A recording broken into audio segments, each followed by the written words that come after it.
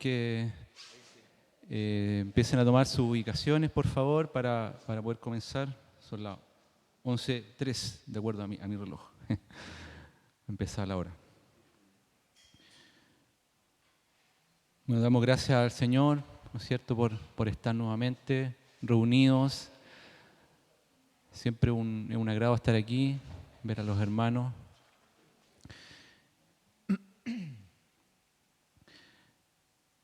Quisiera leerles que juntos podamos leer un salmo, una trozo de la Escritura que está en el Salmo 9.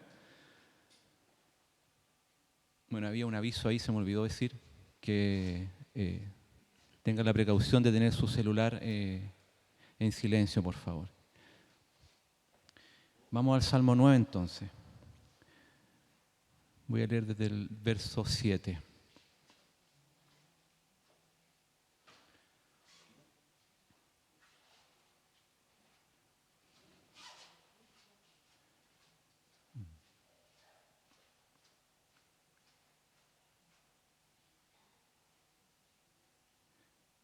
Dice, pero Jehová, verso 7 del Salmo 9, pero Jehová permanecerá para siempre, ha dispuesto su trono para juicio.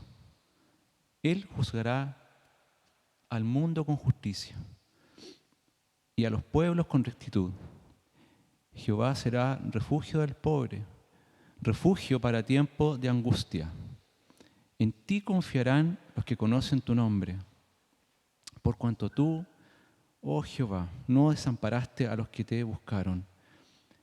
Cantad a Jehová, que habita en Sión, publicad entre los pueblos sus obras, porque el que demanda la sangre se acordó de ellos. No se olvidó del clamor de los afligidos. Sigo adelante al 15. Se hundieron las naciones en el hoyo que hicieron. En la red que escondieron fue tomado su pie. Jehová se ha hecho conocer en el juicio que ejecutó. En la obra de sus manos fue enlazado el malo. Los malos serán trasladados al Seol. Todas las gentes que se olvidan de Dios, porque no para siempre será olvidado el menesteroso, ni la esperanza de los pobres permanecerá perpetuamente. Levántate, oh Jehová, no se fortalezca el hombre. Sean juzgadas las naciones delante de ti. Pon, oh Jehová, temor en ellos. Conozcan las naciones que no son sino hombres. Amén. Yo creo que en estas últimas palabras está como el gran problema que tiene el ser humano. No reconocer a Dios en sus vidas. Y es que el ser humano, en realidad estoy hablando del hombre como general, se dice que Dios está aquí, en sí mismo, en sus propias acciones. Y eso lo hemos visto en estos últimos tiempos, con mucha consternación, con mucha tristeza, cómo el ser humano avanza en sus planes egoístas. El ser humano busca la plenitud, busca la satisfacción, busca la vida plena y va tras sus propios intereses en cosas que no son el Señor. Y fruto de eso, producto de eso, de buscar la felicidad y la plenitud en las cosas que no son el Señor, es la triste historia de nuestro mundo, de nuestra humanidad y de cómo se generan, por ejemplo, la guerra, lo que estamos viendo en la actualidad, ¿no es cierto? Es fruto de un hombre, un ser humano caído. Pero nosotros tenemos una esperanza maravillosa, que a pesar de que hay mucha gente que se olvida de Dios, como dice aquí este salmo, que no lo considera, Dios no se olvida. Dios no tiene esa capacidad de pasar por alto. Él va a juzgar a las naciones, va a juzgar al ser humano y para esperanza del ser humano, la historia del hombre ha cambiado. El Señor la ha cambiado. Yo les decía recién, una triste historia, ¿no es cierto? Pero Dios cambió esa historia para el ser humano. Hay esperanza para el que quiera recibirla. Hay esperanza en el Señor. Pero eso es lo triste, que muchos, aún sabiendo, aún conociendo, aún teniendo las evidencias de la existencia de un ser superior, como dice también Romano, han cambiado la gloria de Dios y la han transformado en ellos mismos, en la gloria que ellos ven en el mismo hombre. Por eso el Señor también dice que ha entregado al ser humano a cosas terribles y vergonzosas, ¿no es cierto? Pero tengamos confianza. Es cierto que es triste para el mundo todo lo que está sucediendo, ¿no es cierto?, en Ucrania, en Rusia, y la escalada que esto pudiese tener. Se dicen muchas cosas, no lo sabemos, pero el Señor sí lo sabe. Y el Señor tiene control de cada cosa que sucede. Y si aún pudiese ser que todo es terrible, ¿no es cierto?, y triste, sabemos que es necesario que estas cosas ocurran. Porque está escrito también así, que en los últimos tiempos van a haber rumores y guerra, ¿no es cierto? Pero es un escenario que está determinado por nuestra desobediencia, por nuestro alejarnos del Señor, ¿no es cierto? Pero esto va a tener un final maravilloso, querido, para todos aquellos que hayan rendido su vida al Señor. Amén. Así es que una palabra que nos traiga confianza, y que el Señor va a traer esa justicia, y Él no va a olvidar a los que sufren, no va a olvidar a los menesterosos, no va a olvidar a aquellos que están pasando injusticia. Yo veía el otro día de todos los videos que andan por ahí de cómo un padre se despedía de su familia porque el gobierno de Ucrania ha obligado a todos los varones a quedarse. Las mujeres, los niños pueden optar a otros refugios, pero ellos se tienen que quedar a defender su patria. Es terrible, pero el Señor tenga misericordia desde los líderes que toman las grandes decisiones hasta la última persona que está ahí en el frente de batalla. Que nosotros como iglesia también estemos orando por esas personas y orando por paz y por justicia, que nosotros sabemos que la vamos a tener cuando el Señor venga a reinar. Quizá no haya paz pronto. Yo pienso así, que las cosas pueden ser muy complicadas, pero oremos por esa paz que va a venir, oremos por esa justicia que un día va a venir, donde el Señor no va a olvidar, no va a olvidar. Así que confiemos en las promesas del Señor. Amén. Padre Celestial, te damos gracias por esta palabra, por esta reunión que podemos estar, una parte de tu iglesia. Gracias, Señor. Gracias, Señor, y a pesar de que en nuestros corazones hay un poco de tristeza, hay un poco de pesar por todo lo que sucede, queremos confiar en ti. Declaramos que confiamos en ti, Señor, y de que tú tienes todo bajo tu control. Yo te pido que la paz tuya esté sobre cada uno de tus hijos, esté, Señor, en esos lugares remotos, que a pesar de toda tiniebla que puede haber ahí, tu luz resplandezca en medio de las tinieblas, Señor.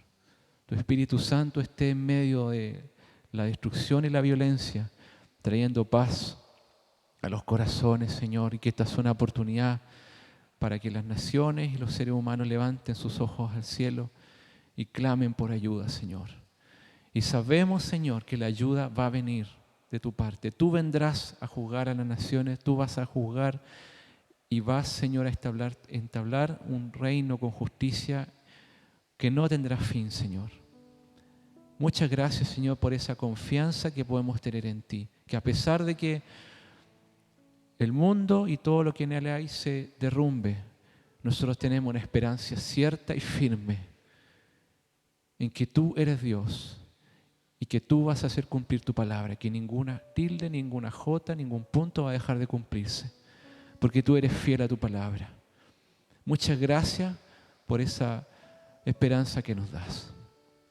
Te pido que bendigas muy especialmente a mis hermanos que están aquí y a los que por alguna razón también no están, por los que nos están viendo por la transmisión de YouTube. tu bendición y tu mano de misericordia, de sanidad también, estén con ellos para los que necesiten, Señor, sanidad, algún toque especial de tu Espíritu. Sabemos que hay muchos enfermos en medio nuestro. Te ruego que tu mano esté ahí, Señor. Muchas gracias por este tiempo. Queremos que tu Espíritu Santo esté guiando todo este tiempo, que te muevas en medio nuestro, en medio de las alabanzas. Queremos en esta mañana reconocerte como nuestro Dios, como nuestro Señor. Que tú tomes nuestra tristeza, tomes nuestro dolor muchas veces, que podamos sentir por los que sufren, y pongas tu gozo en nuestro corazón y llene nuestra vida con esa esperanza maravillosa que tenemos de que esto va a terminar en un final maravilloso. Alabamos tu nombre en esta mañana. En el nombre de Jesús. Amén. Amén. Amén. Quiero pedirles que se pongan de pie y podamos tener un momento también de alabanza al Señor. Amén.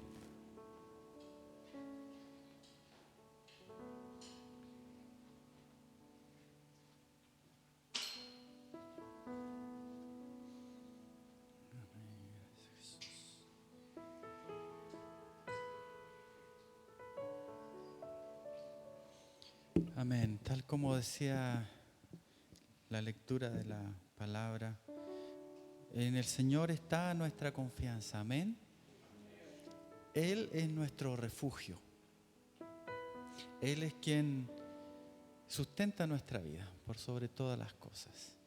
Quiero pedirle que se ponga en pie los que puedan y que declaremos en esta mañana que nosotros depositamos toda nuestra confianza en el Señor. Amén. Y por lo tanto, en esa fe, en esa confianza, tal como decía el salmista, decía: bendice, alma mía, al Señor. Así también nosotros digámosle a nuestro corazón, digámosle: cambiaré mi tristeza por el gozo de Dios. Yo asimismo me digo: levántate, fortalécete en el gozo y en la fuerza del Señor. Amén. Eso dice esta canción. Es una canción de entrega y de fidelidad. Amén. Dice: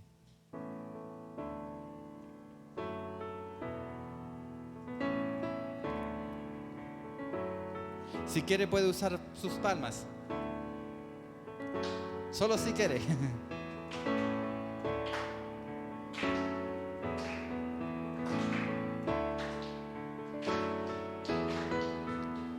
Cambiaré mi tristeza, cambiaré mi vergüenza, los entregaré por el gozo de Dios. Cambiaré mi dolor y mi enfermedad,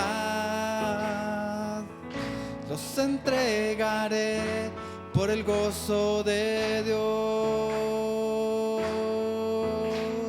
Sí, Señor, sí, sí, Señor, sí, Señor, sí, sí, Señor, sí, Señor, sí, sí, Señor, amén.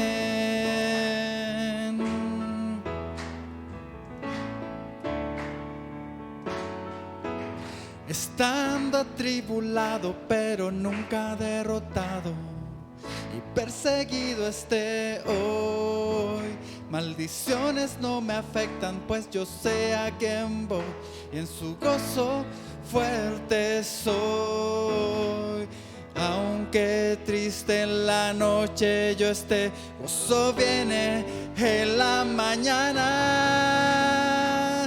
Cambiaré mi tristeza, cambiaré mi vergüenza, los entregaré por el gozo de Dios. cambiaré mi dolor y mi enfermedad. Los entregaré por el gozo de Dios. Sí, Señor, sí, sí, Señor, sí, Señor, sí, sí, Señor, sí, Señor, sí, sí, Señor, amén. Sí, Señor, sí, sí, Señor, sí, Señor, sí, sí, Señor, sí, Señor, sí, sí, Señor, amén. La la la la la la la la la la la la la la la la la la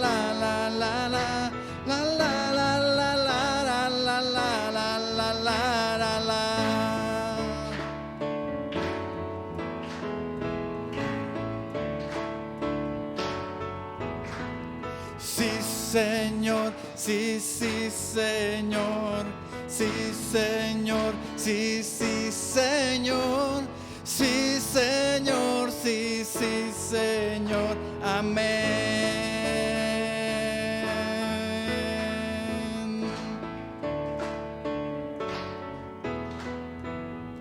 Cambiaré mi tristeza, cambiaré mi vergüenza, los entregaré por el gozo de Dios. Los entregaré por el gozo de Dios. Los entregaré por el gozo de Dios.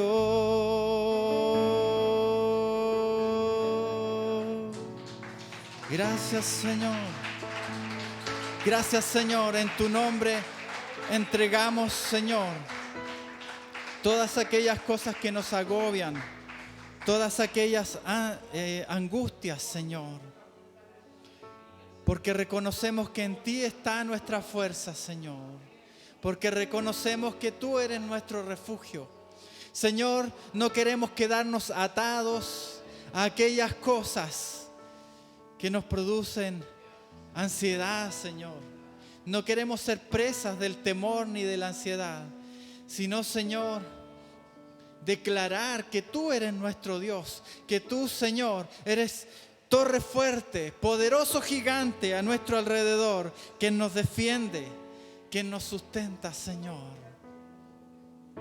Los entregaré por el gozo de Dios.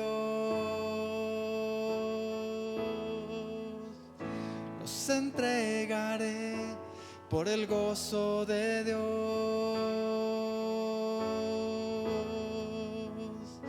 Los entregaré por el gozo de Dios.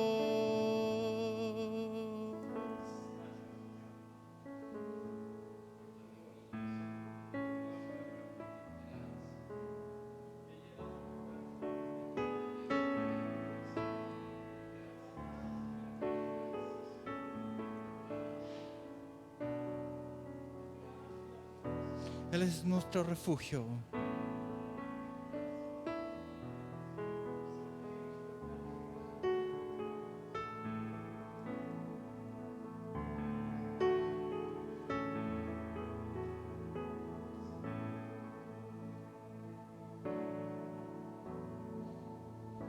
Dulce refugio en la tormenta. Es Jesucristo el Salvador.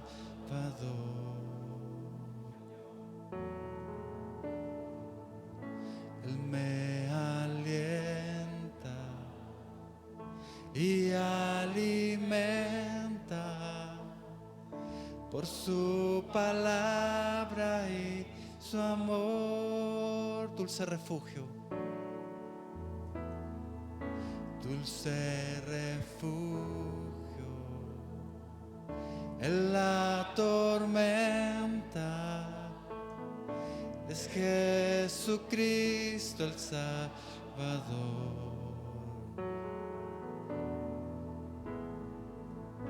Él me alienta y alimenta por su palabra y su amor. Vengo a reposar en Él. Él es mi amigo fiel, una poderosa y fresca unción llenará mi corazón.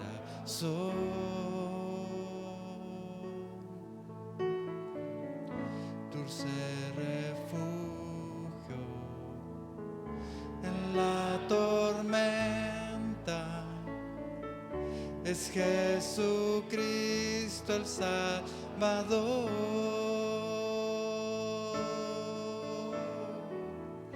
Dulce refugio en la tormenta, es Jesucristo el Salvador. Él es nuestro refugio, lo declaramos. Él me alienta y alimenta por su palabra y su amor. Vengo a reposar en Él. Él es mi amigo fiel, una poderosa y fresca unción llenará mi corazón.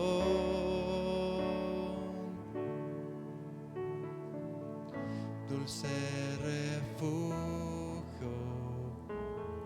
en la tormenta, es Jesucristo el Salvador. Quiero pedirle en esta mañana que en esta confianza y en esta declaración que estamos haciendo podamos tener un clamor y una oración por todas aquellas necesidades que hay en medio nuestro, por todas aquellas necesidades de las cuales hemos sido conscientes durante esta semana. Inclusive por todo el conflicto que está sucediendo en Europa, por toda esa guerra que está siendo desatada, y hemos oído y hemos visto peticiones y oraciones de nuestros hermanos en Ucrania, pidiendo y clamando al Señor: Señor, ten misericordia. Y es nuestro deber como iglesia orar por los que sufren, orar por aquellos que la pasan mal, orar por la paz. Es nuestro deber como iglesia. Clamemos al Señor en nuestro corazón mientras cantamos: Señor, tú eres nuestro refugio. Señor, pedimos en esta mañana por nuestros hermanos que están sufriendo, por nuestros hermanos que están muriendo, Señor, por todas aquellas personas que no alcanzarán a conocerte, porque van a morir prematuramente a causa de una guerra, Señor. Clamamos, Señor, en esta mañana porque tú intervengas, Señor. Sabemos que estas cosas han de venir, Señor. Sabemos que el mundo está sujeto a la destrucción. Pero, Señor, sabemos que tú eres poderoso y que tú guardas a los tuyos. Y por eso clamamos y nos refugiamos en ti, Señor. Vengo, oh Jesús, vengo en esta mañana junto con mis hermanos a clamar, Señor. Vengo a reposar en Él. Él es mi amigo fiel, una poderosa y fresca unción llenará mi corazón. Vengo a reposar, vengo a reposar en Él. Él es mi amigo fiel, una poderosa y fresca unción llenará mi corazón. Nos llenamos de ti, venimos a reposar. Vengo a reposar en Él. Él es mi amigo fiel, una poderosa y fresca unción llenará mi corazón. Él es dulce refugio, dulce refugio en la tormenta. Es Jesucristo el Salvador.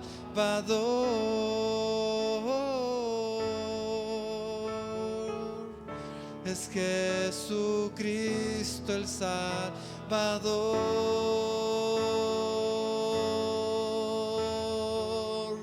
Es Jesucristo el Salvador.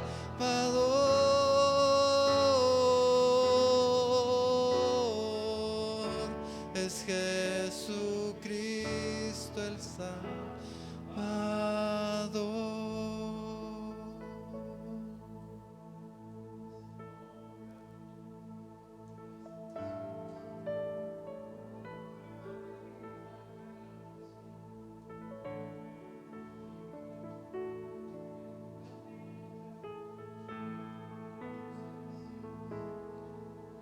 Te adoramos, oh Rey.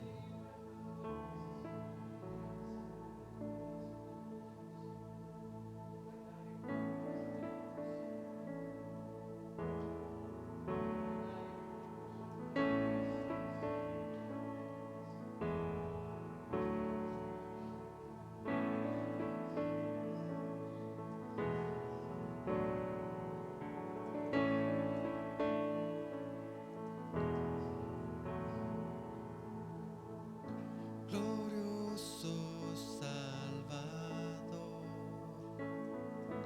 divino Redentor, me postraré ante ti.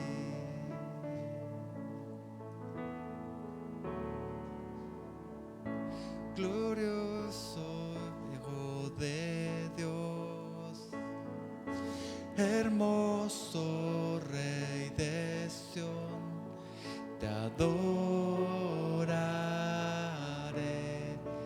y así declararé. Lo declaramos en esta mañana.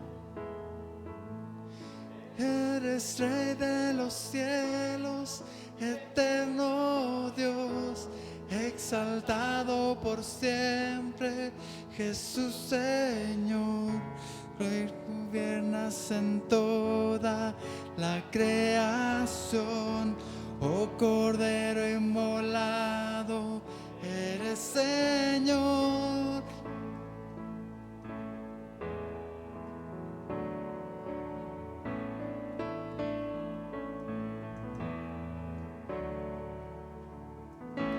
Glorioso Salvador,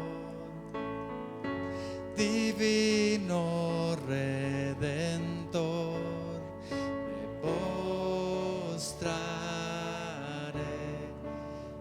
ante ti.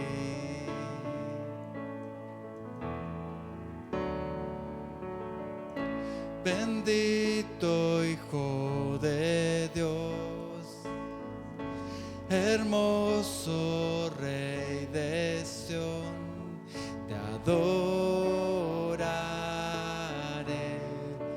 y así declararé. Eres Rey de los cielos, eterno Jesús Señor, tú gobiernas en toda la creación. Oh Cordero inmolado, eres Señor. Las naciones enteras se postrarán y tu nombre por siempre bendecirán.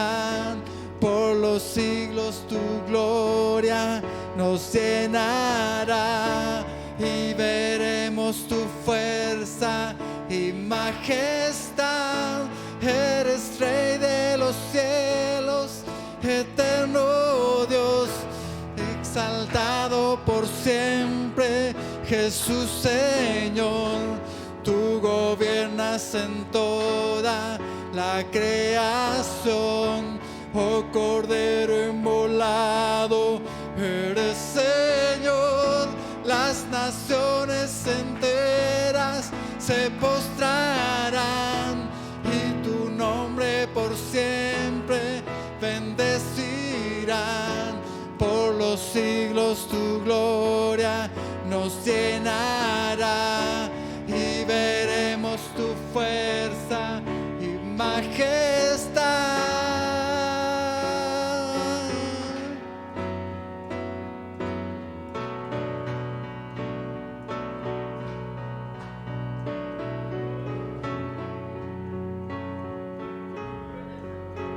Oh Jesús,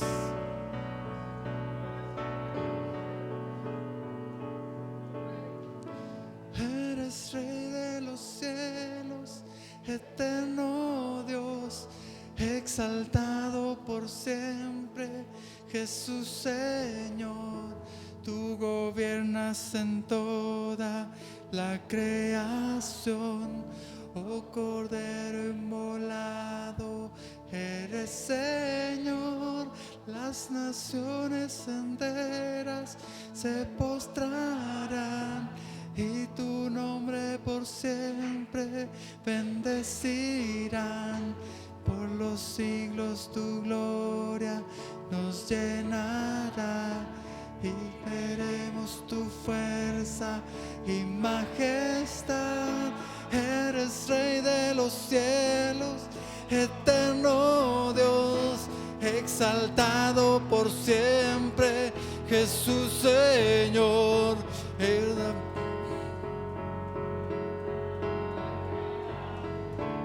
Oh Cordero inmolado, eres Señor. Las naciones enteras se postrarán y tu gloria por siempre bendecirán. Por los siglos tu gloria nos llenará y veremos tu fuerza y majestad.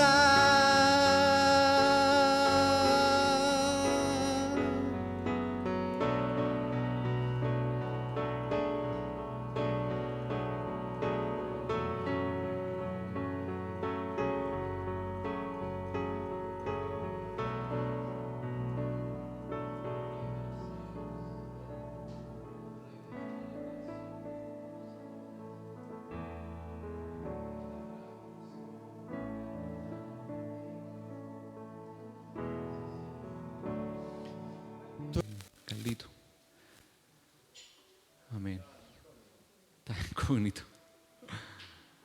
Amén. Damos gracias, Señor, por Carlos y pedimos al Señor que le llene de su gracia, sabiduría del cielo para cada uno de nosotros, ese alimento espiritual que cada uno de nosotros necesita.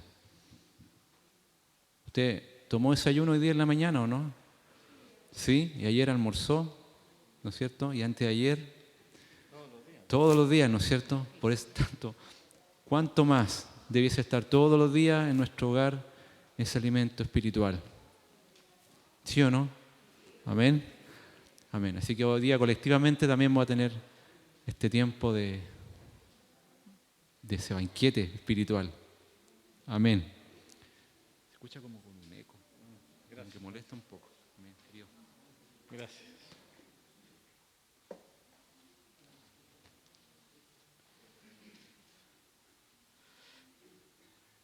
Muy buenas tardes. Damos gracias al Señor por una nueva oportunidad de estar reunidos y poder compartir y recibir la palabra del Señor. Antes quiero invitar a Claudio a que venga acá y nos cuente un poco cómo va el tema tanto de Margarita como de Gabriel. Así es que tiene medio minuto. Gracias. Hola hermano, buenos días. Buenos días hermanos. Quise consultar a Carlos si podía pasar un momento aquí adelante.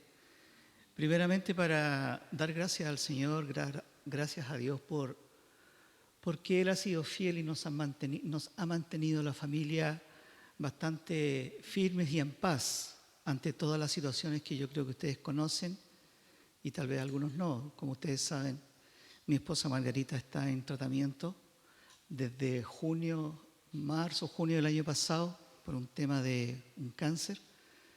Y el Señor ha sido bueno con nosotros, hemos estado en paz.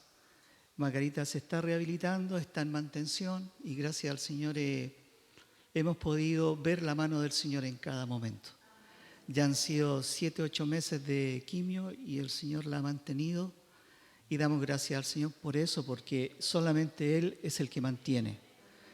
Y damos gracias al Señor también por el evento que tuvo nuestro hijo.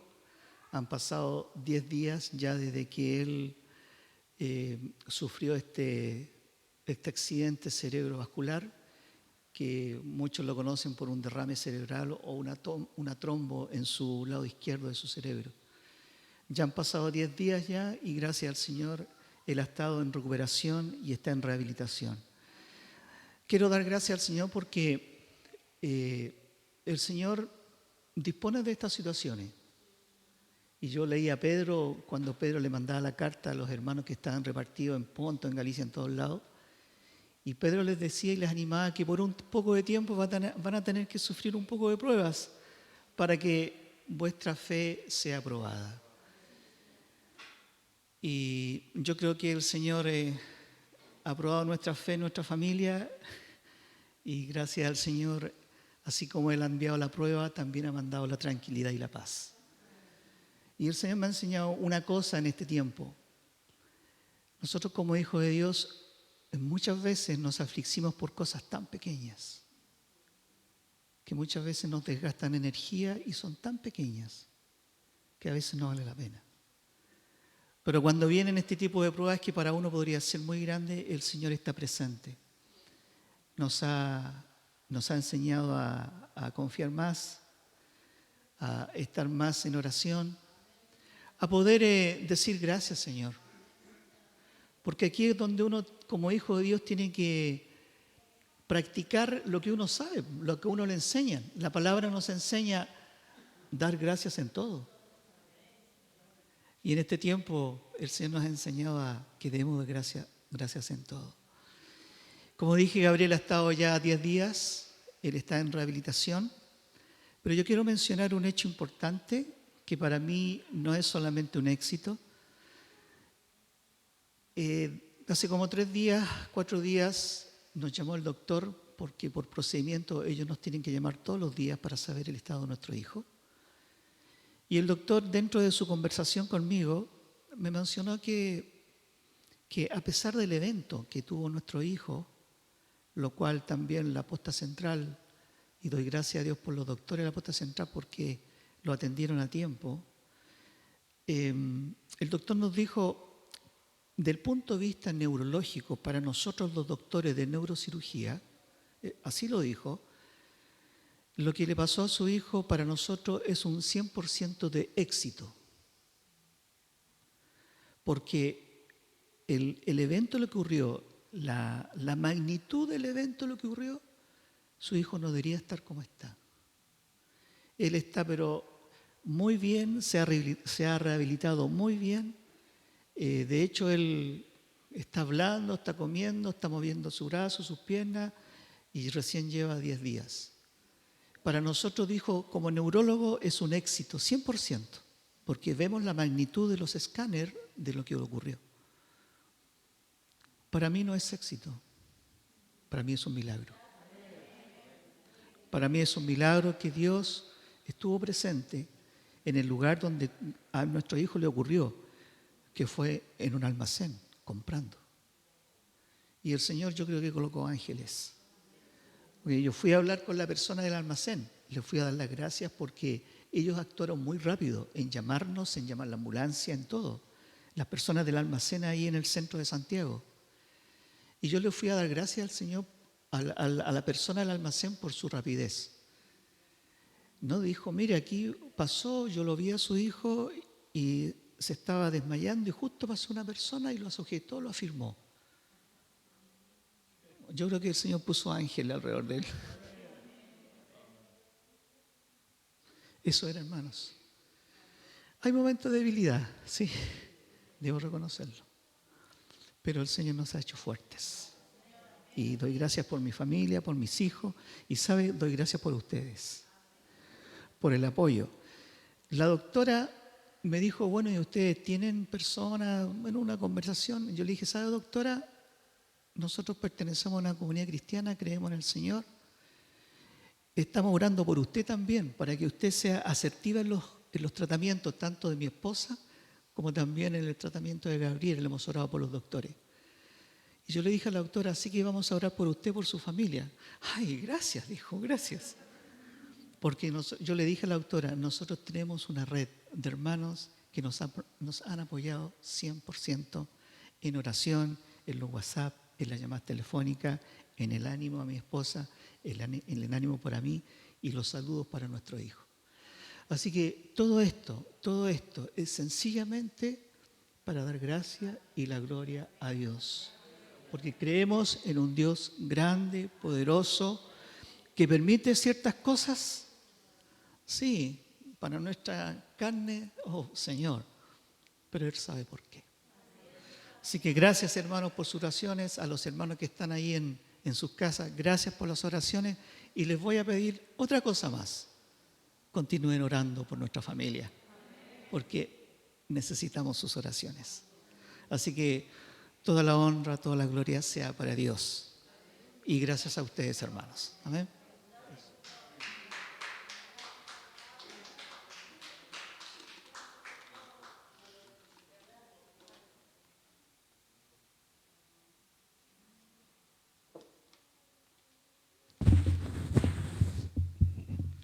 Es por protocolo más que nada.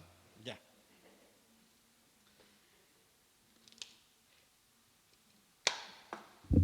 Es verdad, el Señor está en control de todo. Y alguna vez, y esto lo he mencionado en otra ocasión, pero alguna vez yo leí en una revista por ahí que según un estudio médico hecho en Estados Unidos, habían llegado a la conclusión de que aquellos enfermos que tenían a alguien que orara por ellos o que tenían gente que orara por ellos se recuperaban mucho más fácil y más rápido que aquellos que no tenían a nadie que intercediera en favor de ellos. Así es que, como dicen por ahí, la oración funciona. Ya. Quiero invitarles a orar antes de pasar a la palabra. Padre, en el nombre de Jesucristo, en esta mañana hemos declarado que tú eres Rey de los cielos, soberano, Señor, y que tú reinas y gobiernas sobre todas las cosas. Tú tienes el control de todo. Y aunque algunas cosas a veces aparentemente escaparan, se salieran de control, en realidad no es así y tú siempre tienes la última palabra. Gracias por esta seguridad y confianza que tenemos en ti, Señor. Y ahora abrimos nuestro corazón, nuestra mente y todo nuestro ser para recibir tu consejo también para nuestras vidas. Háblanos, Señor. Impacta nuestros corazones y nuestras vidas con tu palabra. Que tu Espíritu Santo traiga claridad acerca de tu consejo. En el nombre de Jesús. Amén. Bien, como ya saben todos, estamos revisando entonces, domingo a domingo, este texto, esta carta de Pablo a Timoteo que es tan, ¿cómo decirlo?, provechosa para nosotros.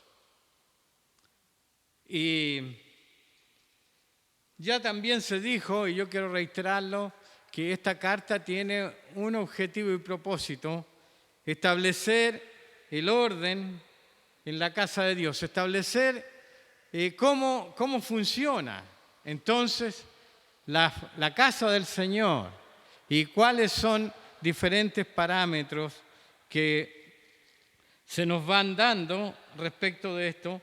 En los primeros versículos del capítulo 1 de Pablo a Timoteo, él le dice en el versículo 3, como te rogué, dice, que te quedases en Éfeso.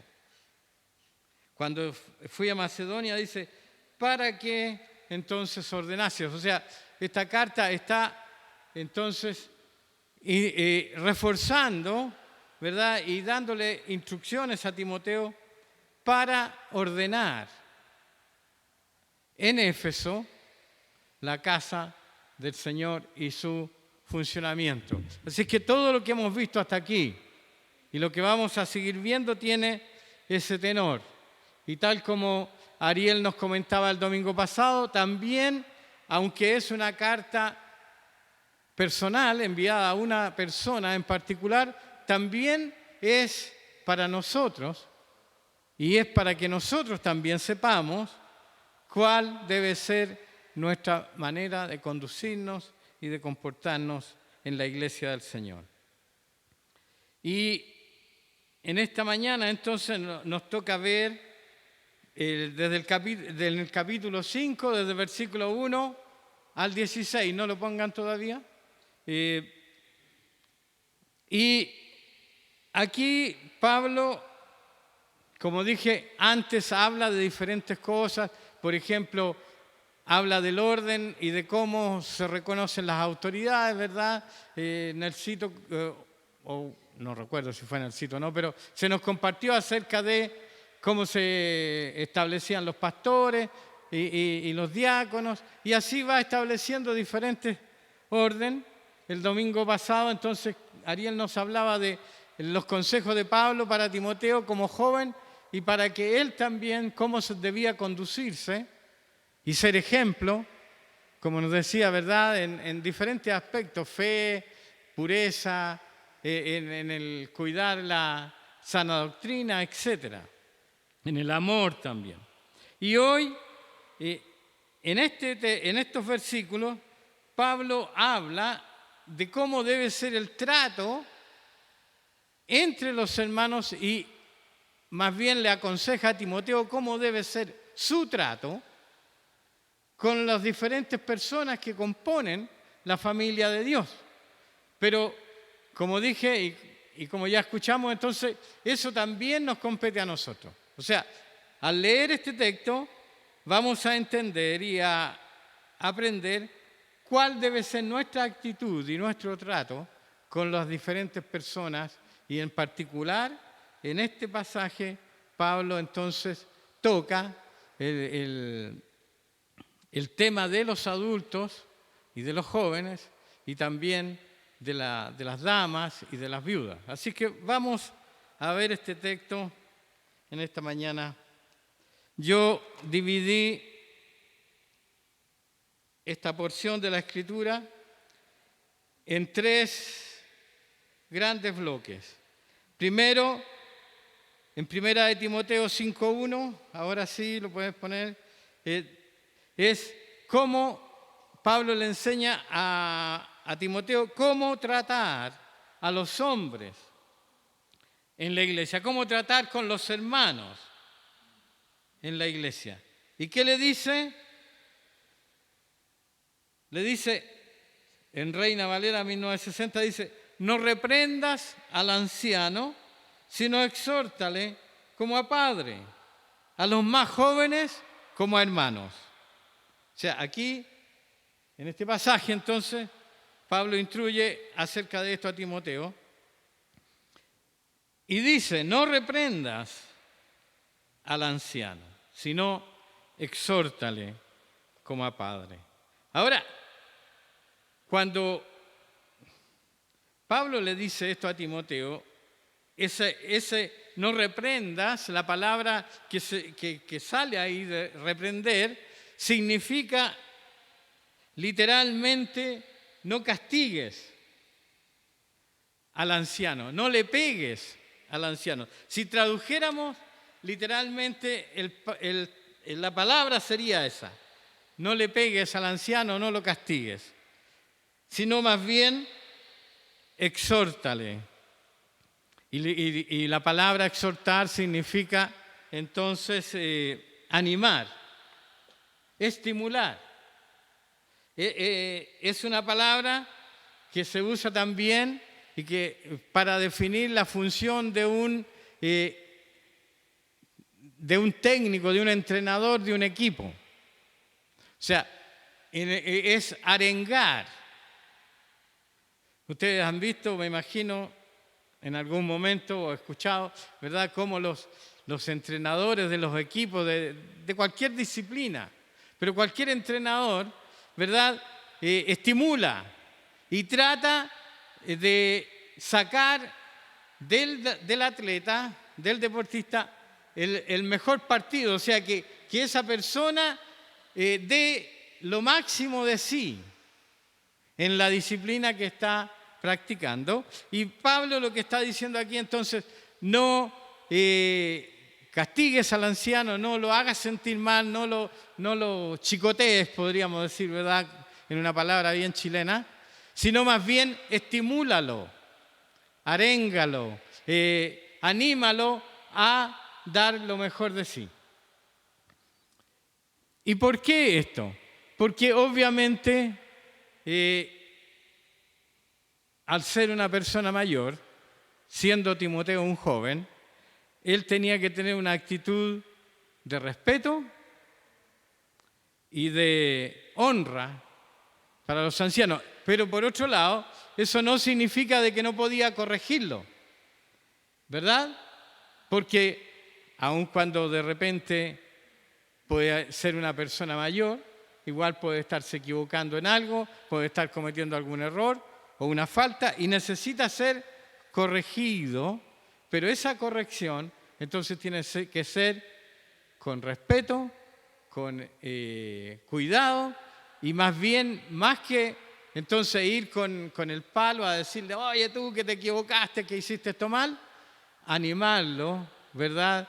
Que la corrección sea más bien un estímulo para que el hermano pueda dar lo mejor de sí.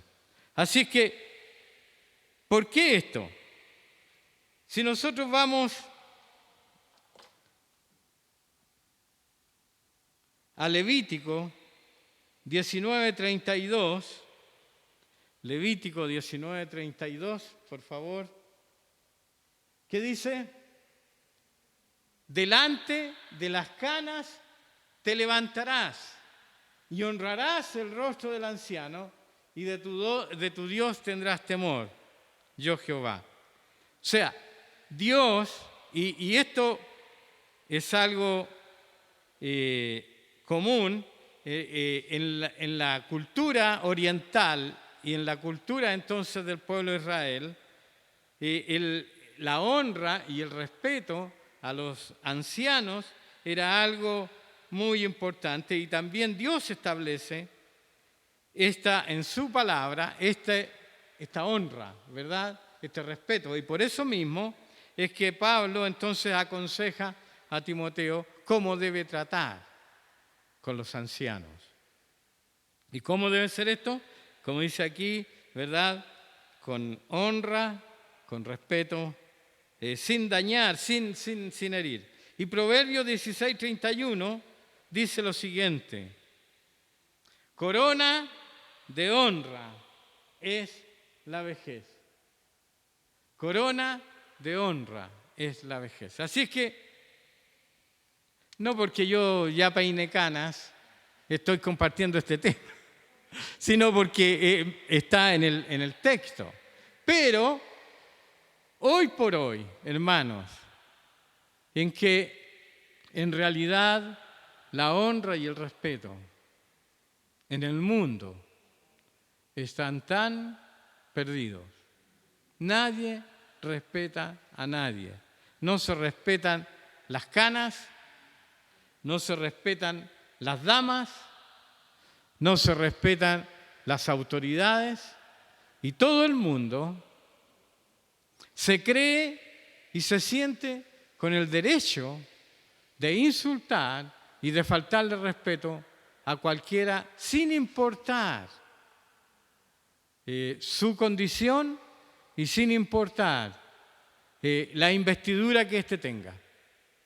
Puede ser una autoridad, puede ser, qué sé yo, alguien digno de respeto, pero la gente hoy por hoy, sobre todo, y perdónenme los jóvenes presentes, pero sobre todo los más jóvenes, sienten que ellos son dueños del mundo y que no le deben respeto a nadie. Lamentablemente, el tema hoy por hoy está así en el mundo, pero en la casa de Dios, en la iglesia del Señor no debe ser así. Y Pablo aquí lo establece claramente. Al anciano se le puede corregir si está cometiendo un error, si está equivocándose, pero con honra y con respeto.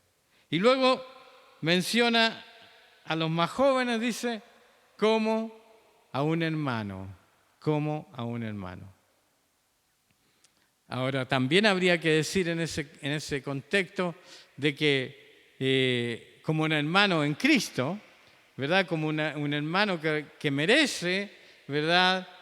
También un trato digno, porque también de repente entre los hermanos a veces no hay muy buen trato. En el mundo estoy hablando, y a veces entre los hermanos se pelean y hay violencia. Pero en la casa del Señor, entonces, nosotros, por un lado, debemos tratar con respeto a los mayores, pero también a los más jóvenes como a un hermano, con respeto, con honra.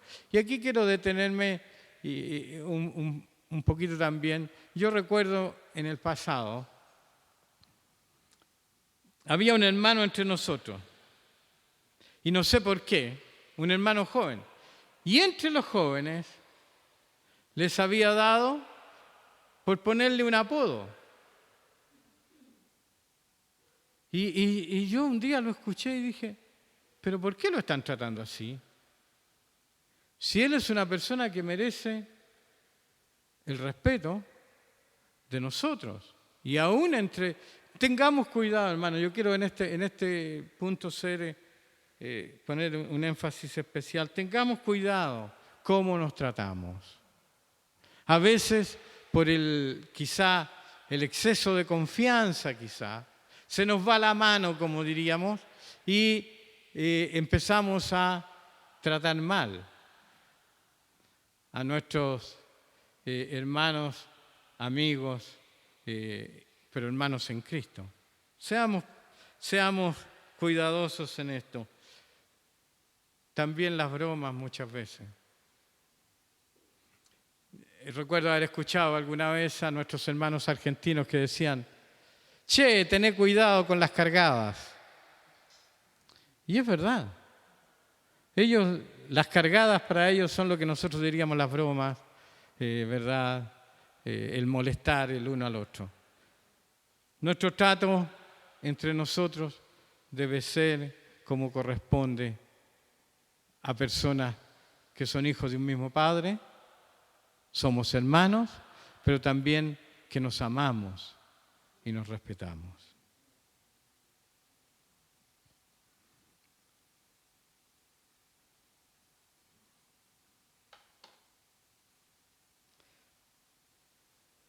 La exhortación, entonces, es la manera, como dije, de animar a hacer algo que tenga que hacer la persona, y a los jóvenes como hermanos y amigos en el Señor.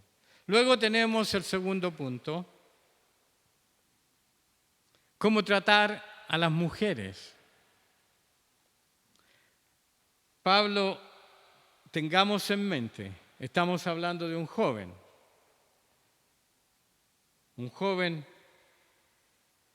de no sabemos cuánto, pero entre 20 y 30 años por ahí, no más que eso yo creo. Y Pablo le dice en el versículo 2 de este pasaje, que le dice a las ancianas como a madres. O sea, ¿cómo tiene que tratarlas? A las ancianas como a madre. Como a su madre, podríamos ponerle ahí entre medio esa palabrita. Y entonces debemos nosotros también, al igual como Pablo le aconseja a Timoteo, tratar a las ancianas como a madres. Y en realidad es interesante porque en muchos casos, muchas veces, las hermanas mayores, ¿verdad? A veces se sienten como las mamás de los jóvenes que han visto nacer y crecer en el contexto nuestro. Yo pensaba el domingo pasado, si hubiera estado Riquelita aquí, ¿cuántos recuerdan a Riquela? Nuestra hermana, por lo menos vi una mano por ahí levantada. Nuestra hermana, ella siempre ha tenido un afecto especial por nuestra familia, por Paula, por nuestras hijas y por sus hijos también, nuestros nietos. Y yo pensaba el domingo, ¿qué habría pasado si hubiera estado Riquelita aquí viendo a Ariel compartir la palabra? Seguramente ella habría estado muy emocionada, pero a lo mejor más de algo habría dicho. ¿Por qué? Y no es la única. Recuerdo a Yolita también. Yolita, nuestra hermana que partió con el Señor, también decía que nuestros nietos y nuestras hijas eran sus hijas y sus nietos. O sea, se sienten mamás de los más jóvenes. Y por eso es que yo creo que en ese contexto pasaba lo mismo. Y Pablo le dice a Timoteo, entonces a las ancianas, trátalas como a madres, con honra, con respeto, con delicadeza.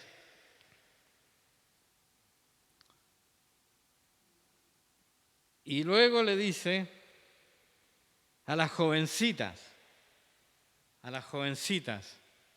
como a hermanas, con toda pureza, dice. A las jovencitas como hermanas, con toda pureza. Timoteo, como cualquier hombre de Dios entonces, debía tener una conducta pura e irreprochable, sobre todo con las jovencitas.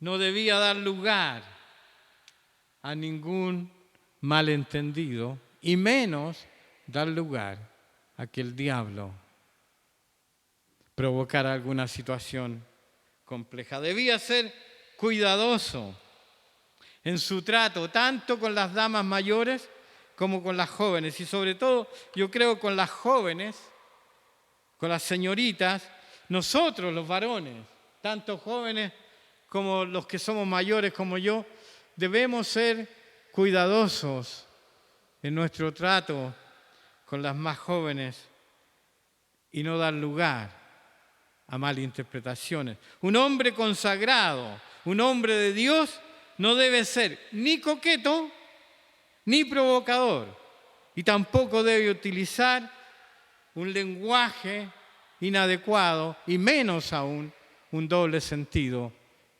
en ninguna forma. Aquí estamos nosotros los varones en el escrutinio, obviamente, pero esto es lo que Pablo le enseña a Timoteo. Un hombre consagrado a Dios debe honrar y debe respetar a las damas, a las señoritas y a las hermanas mayores, y no debe entonces ser ni coqueto cosa que a veces a algunos se les sale por ahí. Ni provocador. No debe dar lugar, entonces, a situaciones que se puedan malinterpretar. Y es más, yo diría, ningún varón debe juntarse a solas con una dama en ningún contexto de iglesia. Las relaciones deben ser con los sexos que corresponden, o sea, como dicen los argentinos, los nenes con los nenes y las nenas con las nenas. ¿Ah? O sea, cada oveja con quien corresponde. No, eso nos va a guardar, hermanos, tanto a nosotros como a nuestras hermanas, de situaciones complicadas. Y si yo tengo que conversar con alguna señorita o con alguna hermana, yo que soy casado, entonces siempre, y así ha sido nuestra práctica, con mi señora presente. Si es necesario que yo esté, estoy, pero mi señora está a mi lado. Si no es necesario que yo esté, mejor todavía, porque entre damas se pueden entender mejor. Así es que, cuidado en nuestro trato con nuestros hermanos o hermanas, con las personas del sexo opuesto. Obviamente esto también es válido para nuestras hermanas respecto de los hermanos, las señoritas respecto de los jóvenes. No andarles coqueteando ni provocando situaciones complicadas. El tercer punto, que es el que ocupa más espacio en el pasaje, tiene que ver con cómo debe ser el trato y cuidado a las viudas en la congregación y a las que tienen entonces necesidad. Y esto va desde el versículo 3 prácticamente al 16. Dice el versículo 3, entonces, honra a las viudas que en verdad lo son. Y suena raro eso, ¿eh? Pero yo busqué la definición de viuda y según el texto, la palabra que se usa para viuda es almaná. Almaná. Y es una persona, entonces una mujer, que carece de protección social y económica, porque ya no tiene asistencia varonil, ya sea de su marido, por muerte del marido o abandono. Es una persona que no tiene nadie que la sustente. La definición del diccionario dice viuda, persona cuyo consorte ha muerto y no ha vuelto a casarse. Ahora, en el contexto de la iglesia primitiva, el tema de las viudas era un tema bien preponderante. Debemos recordar que en Hechos capítulo 6 se menciona entonces un conflicto que había. Oh, se me desarmó el anteojo. Un conflicto que había entre los discípulos por causa de que las viudas, dice griega, las viudas de los griegos, pero en realidad no es que fueran griegos, sino que eran judíos griegos, o sea, judíos que venían de otras regiones, decían que eran desatendidas sus viudas y que había preferencia por las viudas israelitas, las que eran de ahí mismo de Jerusalén. Y aparentemente, y yo creo que históricamente podemos verlo así, el tema de la viudez era un tema bien serio. Y también en la iglesia entonces siempre había muchas viudas. Ahora, En ese tiempo, las mujeres que quedaban viudas quedaban absolutamente desamparadas. No había protección social. No tenían plan de AFP, ni jubilación, ni Montepío, ¿verdad? Quedaban absolutamente expuestas. Y por eso mismo es que Pablo instruye entonces a Timoteo para que se preocupe del cuidado de dichas viudas. Mujeres que estaban solas. Y hace la distinción, como dice más adelante, cuáles son aquellas que en verdad requieren de este cuidado. A ver si logro ver con un ojo. Cuando entonces Pablo dice las viudas que en verdad lo son, se refiere a estas personas, que están desamparadas. ¿Cuál es la instrucción apostólica entonces referente a las viudas y su sostenimiento? ¿Cómo debe ser el trato entonces con ellas? Lo primero es, si tienen hijos, pon todo el pasaje nomás, por favor. Dice, versículo 4, si alguna viuda tiene hijos o nietos, aprendan estos primero a ser piadosos con su propia familia y a recompensar a sus padres, porque esto es bueno y agradable delante de Dios. Entonces, la primera responsabilidad respecto de las viudas es de la familia. Sí, se cayó. La primera responsabilidad, como decía, es de la familia. Viudas que tienen hijos o que tienen parientes, es responsabilidad de ellos y no de la iglesia. Luego,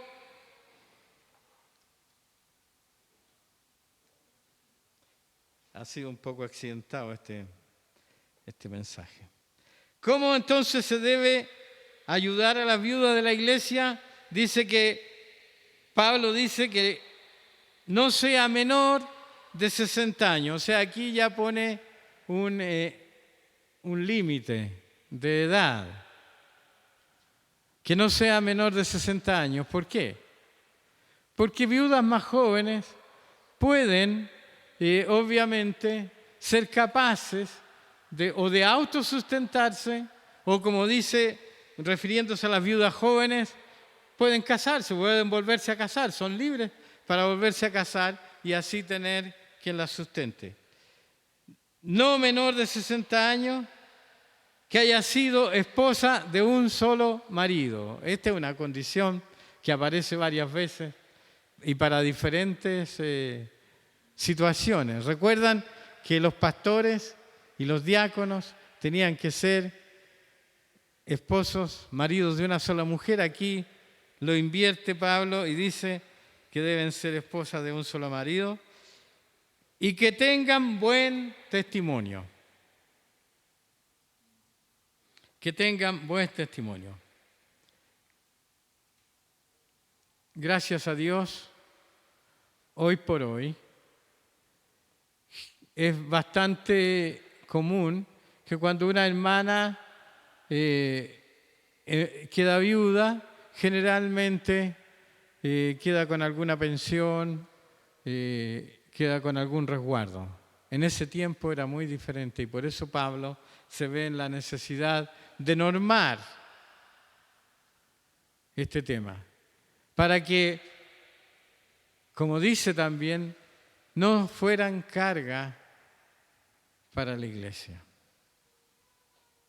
Pero yo quería enfatizar un poco el hecho de que el Señor, Dios, nuestro Dios, tiene, un especial cuidado y ha tenido históricamente un especial cuidado por los desamparados, por las desamparadas. Salmo 146, 9, Salmos 146:9 dice lo siguiente: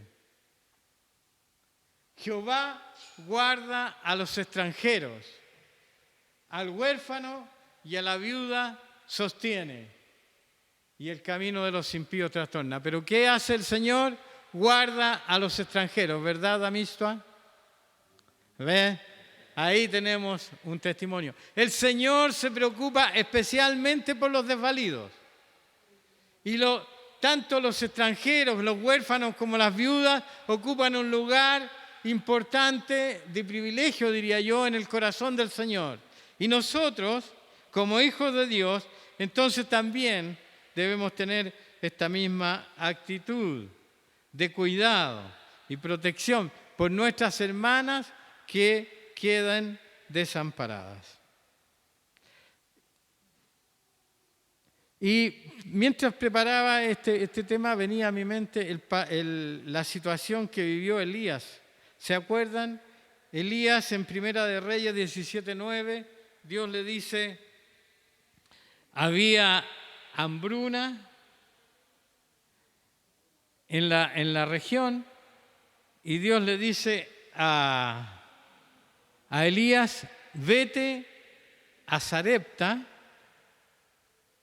un pueblito, ahí hay una viuda, le dice. Ve para que ella te sustente, le dice. Y es curioso, ¿eh?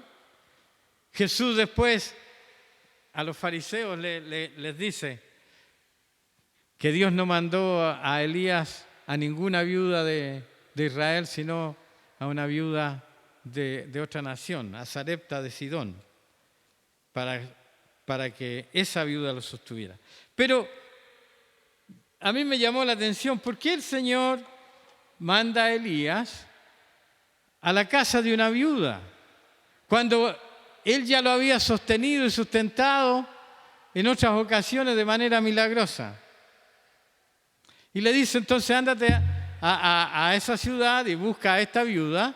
Y va Elías y le dice, llega, se encuentra con la viuda y le dice, bueno, empieza por pedirle agua. Y la viuda le da agua. Pero luego le dice, ahora anda y prepárame una tortilla o un pan amasado, diríamos nosotros en buen chileno. Anda y prepárame una tortilla y dame, aliméntame, y luego te preparas para ti. Y esta viuda le dice, Señor mío, le dice, no tengo más que un puñado de harina y un poco de aceite, y ahora mismo iba a ir a preparar nuestro último alimento para mí y para mi hijo, seguramente era un hijo pequeño, y era la última comida que tenemos, y luego de esto, esperar la muerte. Una situación absolutamente dramática, una mujer que no tenía más esperanza y que estaba lista para comer su última comida y luego morir de hambre. Sin embargo, Dios manda a este profeta y él le dice, prepárame a mí nomás la tortilla y yo me la voy a comer y luego te preparas para ti. Y claro, ¿qué pasó? Que dice que ni la harina ni el aceite nunca faltaron en la casa de esa viuda. Así es que, en conclusión, yo pensaba, ¿por qué mandó Dios a Elías a la casa de la viuda? ¿Porque Dios no podía sustentar a Elías? No, porque Dios también estaba preocupado por el bienestar de esa mujer. Y una forma, entonces, de llevarle la bendición y la provisión fue a través del profeta. A su vez, la viuda alimentó al profeta, pero la bendecida, al final, fue ella, a través de la provisión de Dios. Así que, como dije, las viudas, los huérfanos y los extranjeros ocupan un lugar especial en el corazón de Dios. Y también debe ser nuestra actitud, como dije, cuidar por el bienestar y la cobertura y la mantención de aquellas personas que están desamparadas, que no tienen a quién recurrir, que dependen solamente del Señor. ¿Qué dice el pasaje?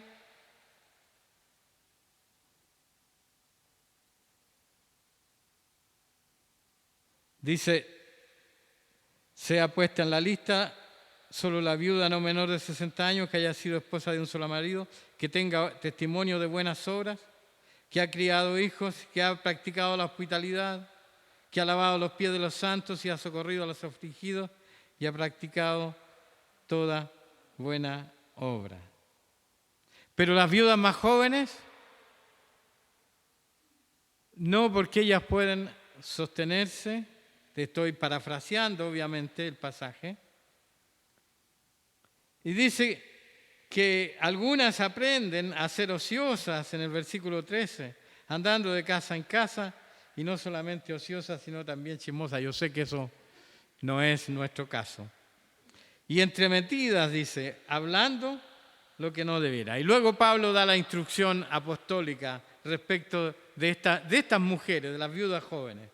Quiero pues que las viudas jóvenes se casen, críen hijos, gobiernen su casa, que no den lugar al adversario ninguna ocasión de maledicencia. Pero termina diciendo entonces, si algún creyente o alguna creyente tiene viudas, que las mantenga. Ese es el orden. Esa es la instrucción. Si algún creyente o alguna creyente tiene viudas, que las mantenga. Y no sea agravada la iglesia, a fin de que haya lo suficiente para las que en verdad son viudas. Obviamente, como dije, hermanos, estas son instrucciones que da Pablo para que Timoteo supiera entonces cómo ordenar la casa del Señor. Seguramente y aparentemente había un desorden en esto también en Éfeso y por eso Pablo se ve en la necesidad de instruir a Timoteo. Las cosas deben ser de esta manera. ¿Para qué? Y como él lo menciona, ahí dice que algunas ya de las viudas jóvenes ya se habían apartado, ¿verdad?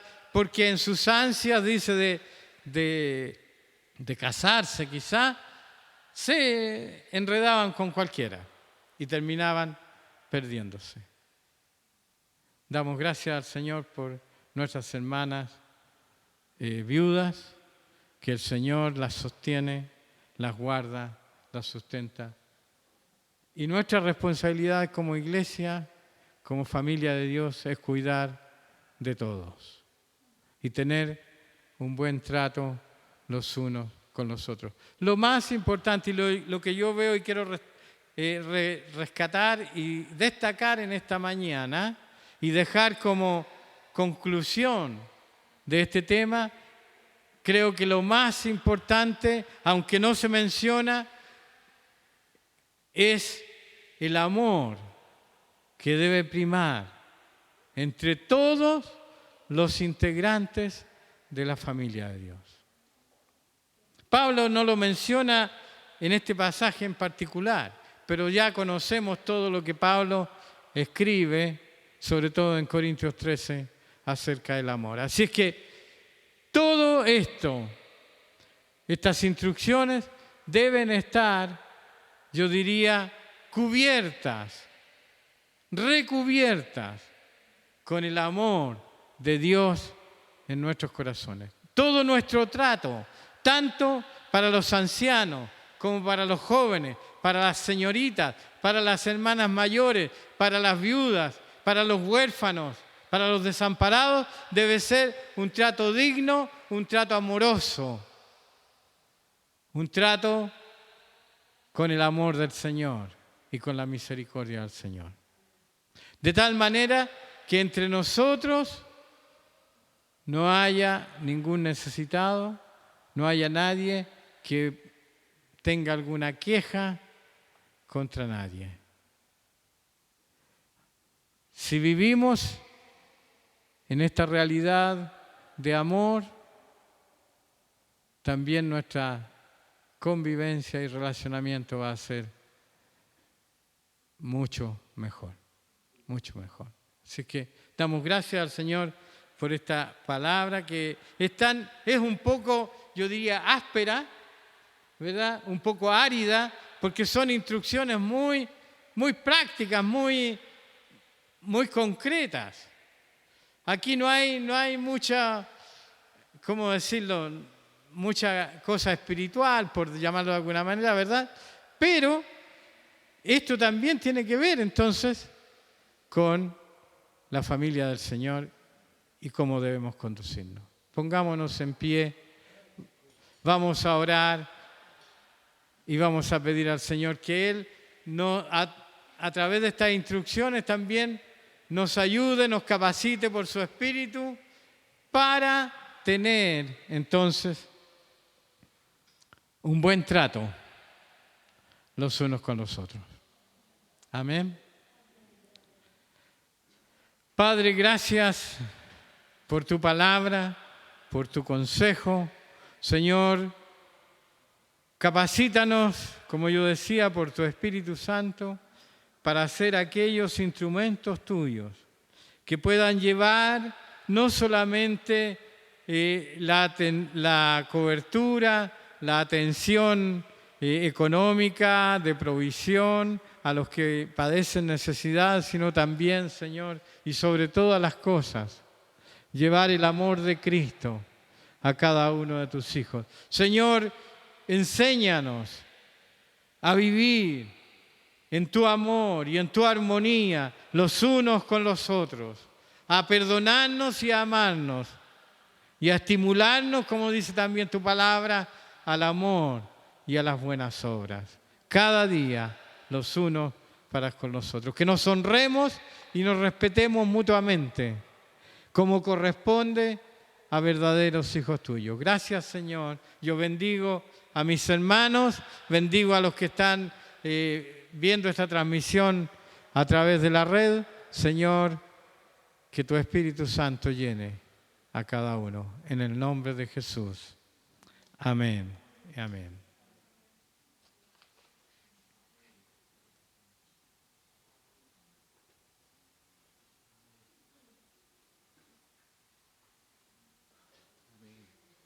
Gracias al Señor por la palabra, la podamos practicar y comentar por los grupos en casa. Así que la invitación nomás para que la próxima semana y estos días nos estemos conectando en las diferentes instancias de grupos caseros. Amén, las reuniones de oración también.